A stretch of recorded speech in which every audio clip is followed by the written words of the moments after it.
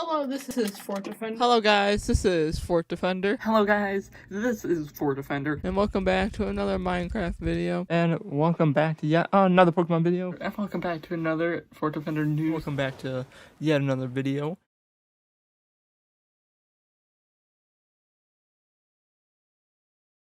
It's a lot to kind of go through this process of exploring these past emotions that I tried to bury as much as possible. Because looking at that time, I don't ever want to bring that up. I don't ever tell anybody about it. And here I am telling everyone about it. Life before YouTube. Well, I don't really usually talk about it too much because it's complicated. You know, I have a great family. I really do. It's just other outside things have impacted my life for a long time. I've been in homeschool since 3rd grade, and then I was able to go back to public school and high school, but that period was a really rough time in my life before YouTube came along. Public school, when I was in it, was your ordinary experience for a while. About 3rd grade is when things kind of started to get iffy.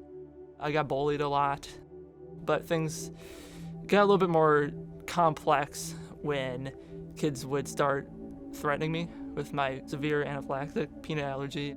They'd be like, "Oh, will you die if I touch you with a peanut?" and stuff like that. Kids at that age don't really get it, but for me, I did. So it was pretty scary.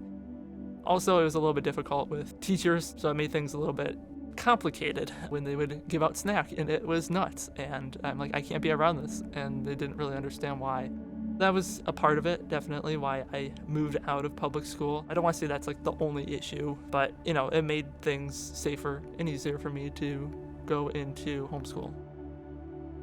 Being homeschooled, there was definitely some ups and downs. It was nice being able to spend time with my family and people that actually did care about me. Downsides, you know, it was homeschool, like that was it. You're at home all the time doing school. It was just kind of a dark place for me because I was very isolated. All my friends cut contacts and ties with me, so I didn't really have anybody to talk to other than my family.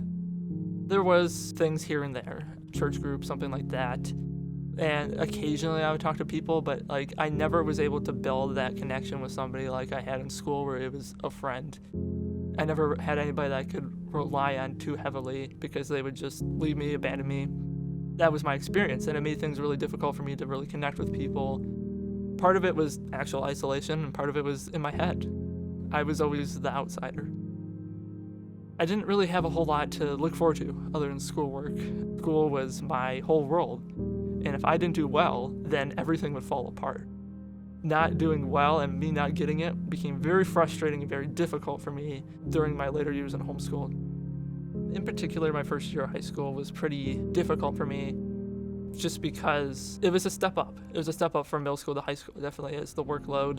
And I was not mentally ready for that. I was not in a good space to begin with. And having that and knowing that school was going to be the most important thing, I spent too much time just working on school. And if I wasn't working on school, it was the anxiety thinking about it that was taking up my mind and overtaking everything in my life. And there was times where it was just like the pressure felt too much. This was a battle that I was fighting in my own head, and it was hard for me to get out of that. No matter what people said to me, I couldn't escape it. I didn't want to be in that position, but I wasn't really doing anything to help myself. I was at my lowest point. I was giving up, but I couldn't. So everything was just tiring and exhausting and such a drag that it's like, how is the struggle something that people want to do? The thing that flipped me was getting into YouTube. That's the key. That's the thing that it was like, oh, there's something more that I can focus on. There's this level of connection I can have with YouTube, this environment that I can thrive in where I can be imaginative and I can connect with other people and talk to them over the internet, and I don't have to be just by myself all the time. I can make these videos and people can watch them and we can connect over video games. That's where things really started to turn around for me. So there was definitely YouTubers that I would watch.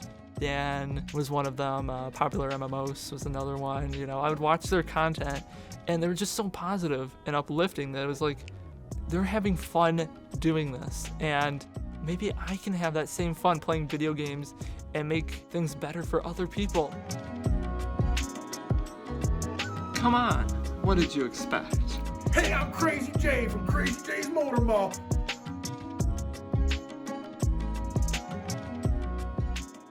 I would put on a show and I created this whole persona for YouTube. It probably sounds wacky that I kind of like created this own other personality, but it just allowed me to disconnect. I was able to become somebody different during that time, and that was freedom for me.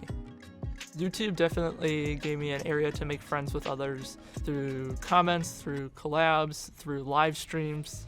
It really built some lasting connections. There's people that I streamed with that came for the first time and communicated with, and I talk to them to this day. You know, I have met people in real life that I met through YouTube. They are real people on the other side of the screen, just like me, just like you. If there's somebody else that relates to the story and I help them, then this was 100% worth it. Because we're all real people and we're just trying to figure out our way through life.